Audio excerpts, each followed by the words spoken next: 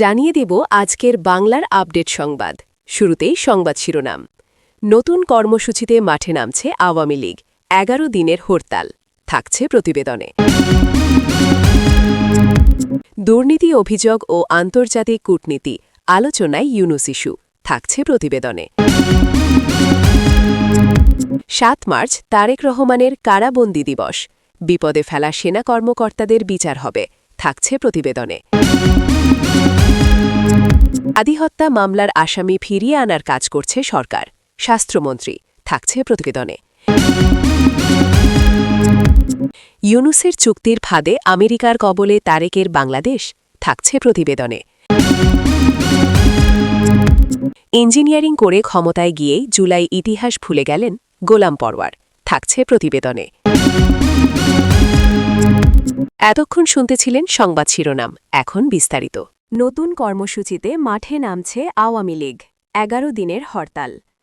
দীর্ঘ সময় নীরব থাকার পর আবারও রাজনৈতিক কর্মসূচি নিয়ে আলোচনায় এসেছে আওয়ামী লীগ। দলটির একটি অংশ চুপিসারে ১১ দিনের হরতালের ডাক দিয়েছে বলে রাজনৈতিক অঙ্গনে গুঞ্জন ছড়িয়েছে। তবে এই কর্মসূচি ঘিরে দলটির নেতাদের মধ্যেই দেখা দিয়েছে উদ্বেগ ও অনিশ্চয়তা। রাজনৈতিক বিশ্লেষকদের মতে গত জুলাই মাসে রাজনৈতিক সংকটের পর থেকে দেশের রাজনীতিতে আওয়ামী লীগের অবস্থান অনেকটাই দুর্বল হয়ে পড়ে। বিভিন্ন ঘটনার পরিপ্রেক্ষিতে দলটি কার্যত সংগঠিত কর্মসূচি থেকে সরে যায় এবং নেতাকর্মীদের অনেকেই প্রকাশ্যে রাজনীতিতে সক্রিয় ছিলেন না। সেই পরিস্থিতির মধ্যেই হঠাৎ করে ১১ দিনের হরতালের ঘোষণার খবর ছড়িয়ে পড়ায় নতুন করে আলোচনা শুরু হয়েছে। দলটির একাধিক সূত্র জানিয়েছে, তৃণমূল পর্যায়ের কিছু নেতাকর্মী সংগঠনকে সক্রিয় করার লক্ষ্যে এই কর্মসূচির উদ্যোগ নিয়েছেন। তাদের দাবি, রাজনৈতিকভাবে মাঠে ফিরতে হলে আন্দোলন সংগ্রামের বিকল্প নেই। তাই তারা দেশব্যাপী ১১ দিনের হরতাল কর্মসূচি পালনের পরিকল্পনা করছেন। তবে আওয়ামী লীগের শীর্ষ পর্যায়ের অনেক নেতাই এই সিদ্ধান্ত নিয়ে দ্বিধায় রয়েছেন। তাদের মতে বর্তমান রাজনৈতিক বাস্তবতায় এমন কঠোর কর্মসূচি দলটির জন্য উল্টো সমস্যার কারণ হতে পারে। বিশেষ করে আইনশৃঙ্খলা পরিস্থিতি ও প্রশাসনিক চাপের কারণে নেতাকর্মীরা নতুন করে ঝুঁকিতে পড়তে পারেন। একজন জ্যেষ্ঠ আওয়ামী লীগ নেতা নাম প্রকাশ না করার শর্তে বলেন, দলকে সংগঠিত করা জরুরি, কিন্তু পরিস্থিতি বুঝে পদক্ষেপ নিতে হবে। হঠাৎ করে দীর্ঘ হরতালের মতো কর্মসূচি দিলে নেতাকর্মীদের ওপর চাপ বাড়তে পারে। এদিকে সরকারের পক্ষ থেকেও এই বিষয়ে নজর রাখা হচ্ছে বলে জানা গেছে। সংশ্লিষ্ট মহলের দাবি, যদি কেউ আইনশৃঙ্খলা বিঘ্নিত করার চেষ্টা করে তাহলে কঠোর ব্যবস্থা নেওয়া হতে পারে। রাজনৈতিক বিশ্লেষকরা বলছেন, দীর্ঘদিন নিষ্ক্রিয় থাকার পর আওয়ামী লীগ যদি আবার রাজপথে কর্মসূচি দেয় তাহলে তা দেশের রাজনৈতিক সমীকরণে নতুন মাত্রা যোগ করতে পারে। তবে সংগঠনের ভেতরে ঐক্য না থাকলে সেই কর্মসূচি বাস্তবায়ন করা কঠিন হবে। বিশ্লেষকদের মতে বর্তমানে আওয়ামী লীগের বড় চ্যালেঞ্জ হল সংগঠনকে পুনর্গঠন করা এবং নেতাকর্মীদের মধ্যে আস্থা ফিরিয়ে আনা। সেই প্রক্রিয়া সম্পন্ন না করে বড় ধরনের কর্মসূচি দিলে দলটির ভেতরেই বিভক্তি আরও স্পষ্ট হতে পারে। এদিকে সাধারণ মানুষের মধ্যেও এই সম্ভাব্য হরতাল নিয়ে মিশ্র প্রতিক্রিয়া দেখা গেছে। কেউ কেউ মনে করছেন রাজনৈতিক দলগুলোর আন্দোলন গণতান্ত্রিক অধিকারের অংশ, আবার অনেকেই বলছেন দীর্ঘ হরতাল সাধারণ মানুষের জীবনযাত্রা ও অর্থনীতির ওপর নেতিবাচক প্রভাব ফেলতে পারে। সব মিলিয়ে ১১ দিনের হরতালের সম্ভাব্য ঘোষণাকে ঘিরে দেশের রাজনৈতিক অঙ্গনে নতুন করে আলোচনা শুরু হয়েছে। তবে শেষ পর্যন্ত আওয়ামী লীগ আনুষ্ঠানিকভাবে এই কর্মসূচি ঘোষণা করবে কিনা তা এখনও পরিষ্কার নয়। রাজনৈতিক পর্যবেক্ষকদের মতে পরিস্থিতি বিবেচনা করেই দলটির পরবর্তী সিদ্ধান্ত নির্ধারিত হবে। ৭ মার্চ তারেক রহমানের কারাবন্দী দিবস, বিপদে ফেলা সেনা কর্মকর্তাদের বিচার হবে। ৭ মার্চ দিনটি বাংলাদেশের জাতীয় রাজনীতিতে অত্যন্ত গুরুত্বপূর্ণ দিন হিসেবে বিবেচিত হয়ে থাকে। ৭ মার্চ বঙ্গবন্ধু শেখ মুজিবুর রহমান জাতির উদ্দেশ্যে ভাষণ দিয়েছিলেন। আবার এই ৭ মার্চ তারেক রহমানকে সেনাবাহিনী গ্রেফতার করে। ২০০৭ সালের এই দিনে তৎকালীন সেনা সমর্থিত তত্ত্বাবধায়ক সরকার তাকে গ্রেফতার করে। টানা ১৮ মাস তারেক কারাগারে বন্দী ছিলেন। গ্রেফতারের পর জিয়াপুত্রকে একাধিক মামলায় রিমান্ডে নেওয়া হয়। ২০০৭ সালের বিভীষিকাময় রাতে কোনো ওয়ারেন্ট, মামলা, জিডি, এমনকি সুনির্দিষ্ট কোনো অভিযোগ ছাড়াই বিতর্কিত সেনা কারাগারে জরুরি বিধিমালায় গ্রেফতার করা হয়। পরের বছর ৩ সেপ্টেম্বর বাংলাদেশ মেডিকেল কলেজ, আগের ন্যাপ, পিজি হাসপাতাল থেকে চিকিৎসাধীন অবস্থায় জামিনে মুক্তি পান তারেক রহমান। মুক্তির পর উন্নত চিকিৎসার জন্য তিনি বিদেশে চলে যান। বাতাসে ভাষা খবর অনুযায়ী তৎকালীন আইনশৃঙ্খলা বাহিনীর নির্মম অত্যাচারের শিকার হয়েছিলেন তারেক রহমান। আইনশৃঙ্খলা বাহিনীর নির্যাতনে ভেঙে যায় তারেকের মেরুদণ্ড, যার ফলে তার মেরুদণ্ডের ৭ ও ৮ নম্বর হাড় ভেঙে যায় এবং শারীরিক মানসিকভাবে গুরুতর ক্ষতিগ্রস্ত হন। মা বেগম জিয়া বাহিনীকে এই মর্মে মুচলেখা দিয়েছিলেন যে তার ছেলে কোনোদিন দেশে ফিরবে না এবং জাতীয় রাজনীতিতে যোগ দেবে না।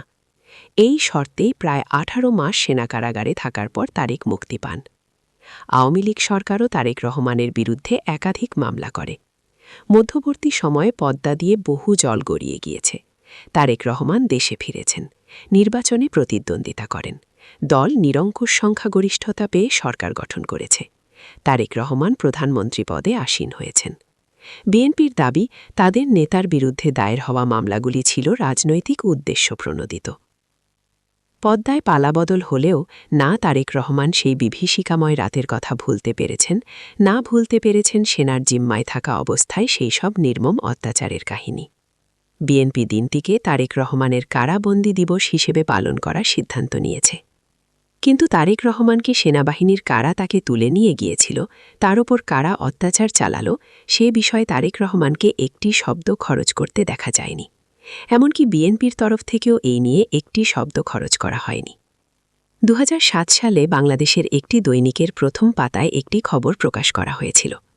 প্রকাশিত খবরের শিরোনাম ছিল তারেক, বাবর, হারিস ও মামুন বিএনপির মহাদুর্নীতিবাজ বলে জানিয়েছেন খালেদা জিয়ার এক রাজনৈতিক সচিব এবং ঢাকা ১০ আসনের দলের সাবেক সাংসদ মোসাদ্দেক আলী ফালু। তিনি বলেন, ফালু আরও জানান, ওরিয়ান গ্রুপের কাছ থেকেও তিনি মোটা অঙ্কের টাকা নিয়েছেন। নিজের পত্রিকা ও টেলিভিশন চালানোর কথা বলে এসব টাকা নিয়েছিলেন, কিন্তু সেসব খাতে এত টাকা খরচ করেননি। ওরিয়ান গ্রুপের কাছ থেকে নেয়া টাকার পরিমাণ কত তা নিশ্চিত করে বলেননি তিনি। এ টাকার পরিমাণ ৫০ কোটি কিনা প্রশ্ন করা হলে ফালু পরিমাণ স্বীকার করেননি বলে জানা যায়। বিএনপি এখন ঐতিহাসিক ৭ মার্চকে কারা দিবস হিসেবে পালন করার সিদ্ধান্ত নিয়েছে। বিএনপি নেতারা বলেন, রাজনৈতিক জীবনে নানা প্রতিকূলতার মধ্যে দিয়েও তারেক রহমান দলের নেতৃত্ব ধরে রেখেছেন। দীর্ঘ সংগ্রামের পথ পেরিয়ে তিনি দেশের প্রধানমন্ত্রী নির্বাচিত হয়েছেন। প্রশ্ন ওঠে, তারেক রহমান কি কোনো দুর্নীতির সঙ্গেই জড়িত ছিলেন না? তার বিরুদ্ধে যত দুর্নীতির অভিযোগ তোলা হয়েছে, দুর্নীতির অভিযোগে তার বিরুদ্ধে যত মামলা দায়ের হয়েছে, সবই কি সাজানো? আর তিনি তো এখন প্রধানমন্ত্রী। তাহলে সেনাবাহিনীর যেসব কর্মকর্তারা তার ওপর নির্যাতন চালিয়েছিলেন, তাদের বিরুদ্ধে তিনি কেন মুখ খুলছেন না? তিনি কি আশঙ্কা করছেন সেনাবাহিনীর বিরুদ্ধে মুখ খুললে তাকেও হাসিনার মতন ক্ষমতা থেকে সরে যেতে হবে? দুর্নীতি অভিযোগ ও আন্তর্জাতিক কূটনীতি আলোচনায় ইউনুস ইস্যু। তিনি শান্তিতে নোবেল পেয়েছেন। ২৪ জুলাই অগস্ট আন্দোলনে হাসিনা সরকারের পতনের পর দেশবাসী তার হাতে তুলে দিয়েছিল বাংলাদেশের শাসনভার। গত ১.৫ বছরে বাংলাদেশকে দায়িত্ব নিয়ে পদ্মায় ডুবিয়ে ছেড়েছেন। তার গবেষণার বিষয় দেশ থেকে দারিদ্র্য দূরীকরণ, আর সেই হতদরিদ্র শ্রমিকদের জন্য গঠিত তহবিল থেকে টাকা আত্মসাৎ করেছেন। ১ টাকা বা ২ টাকা নয়, ২৫ কোটি টাকা। আর তার এই হাত সাফাইয়ে সাহায্য করেছেন ১৪ জন। তাদের বিরুদ্ধে চার্জশিট দাখিলের অনুমতি দিয়েছে বাংলাদেশ দুর্নীতি দমন কমিশন, দুদক। মঙ্গলবার ১০ মার্চ চার্জশিটটি ঢাকা মহানগর সিনিয়র স্পেশাল জজ আদালতে জমা দেওয়া হতে পারে। যাদের বিরুদ্ধে অভিযোগ উঠেছে তারা হলেন, অভিযুক্তরা হলেন অধ্যাপক ড.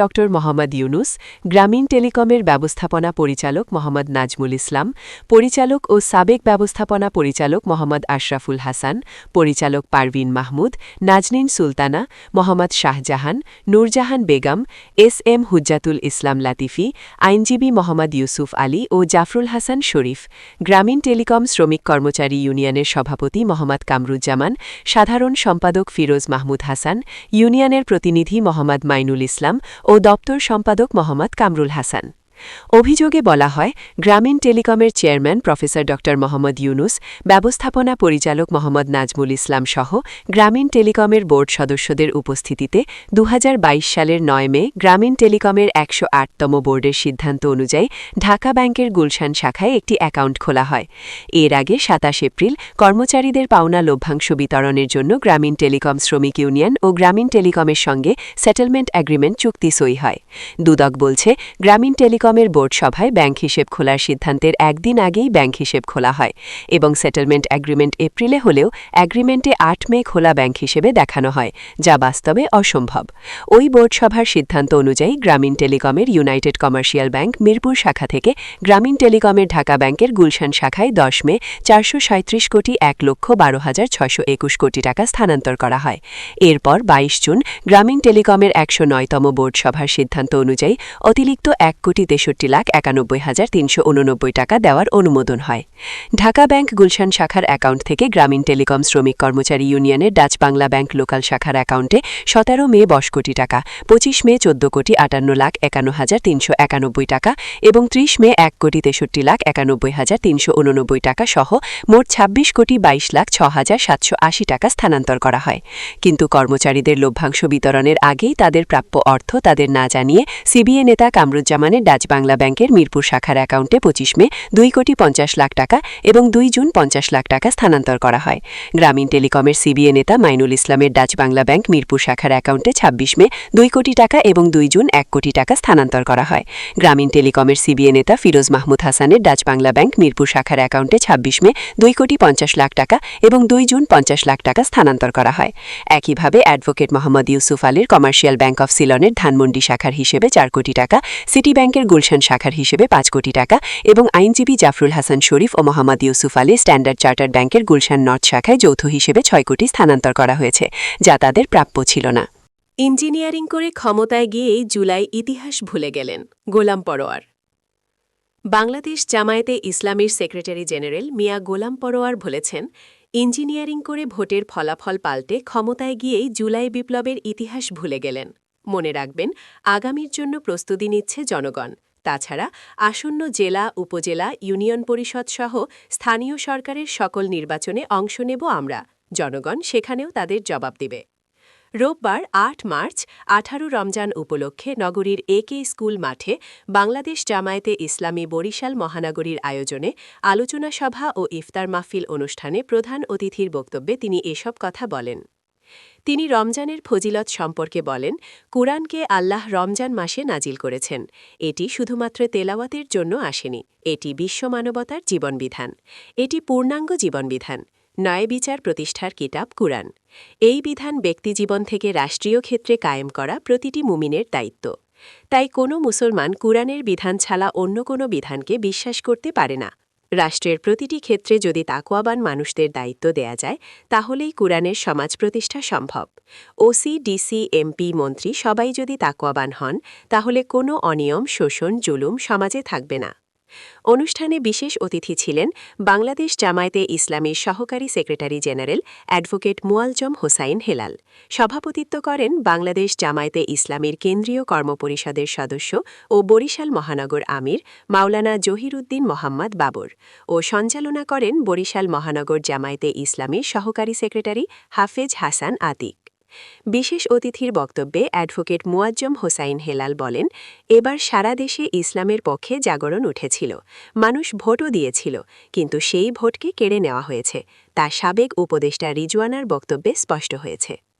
এছাড়াও বক্তব্য রাখেন বরিশাল অঞ্চল জামায়াতের টিম সদস্য মাওলানা ফখরুদ্দিন খান রাজি, বরিশাল জেলা জামায়াতের নায়েবে আমির মাস্টার আব্দুল মান্নান, জেলা সেক্রেটারি মাওলানা মাহমুদুন্নবী তালুকদার, মহানগর নায়েবে আমির প্রফেসর মাহমুদ হোসাইন দুলাল, মহানগর সেক্রেটারি মাওলানা মতিউর রহমান, বরিশাল মহানগর শিবিরের সভাপতি নেয়ামুল হাসান নাইম, বরিশাল প্রেস ক্লাব সভাপতি অধ্যক্ষ আমিনুল ইসলাম খসরু প্রমুখ।